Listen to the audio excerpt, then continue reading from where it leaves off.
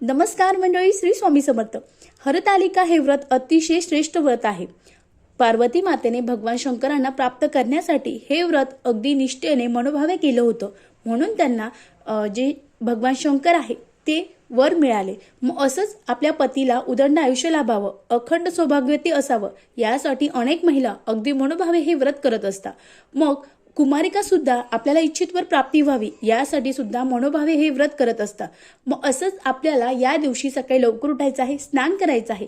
स्नान झाल्यानंतर तुमच्याकडे जेही लाल रंगाची, हिरव्या रंगाची, पिवळ्या रंगाचे, केशरी रंगाचे वस्त्र आहेत ते परिधान करायचे आहेत। लाल रंगाच्या, हिरव्या रंगाच्या, पिवळ्या रंगाच्या ज्या बांगड्या आहेत त्या परिधान करायच्या आहे।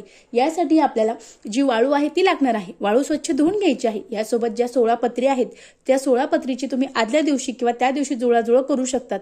यासोबत दुर्वा सुद्धा आपल्याला लागणार आहे। आघाडा असेल, आघाडा सुद्धा आपल्याला लागणार आहे। यासोबत ज्या कुमारिका आहेत त्या कुमारिकांनी जी एक चूक आहे ती करायची नाही, अन्यथा तुम्हाला जे व्रत आहे त्याचं पुण्य मिळणार नाही। ती चूक कोणती? खाली जो त्रिकोण दिसतो त्याला टच करा आणि संपूर्ण माहिती मिळवा। श्री स्वामी समर्थ। धन्यवाद।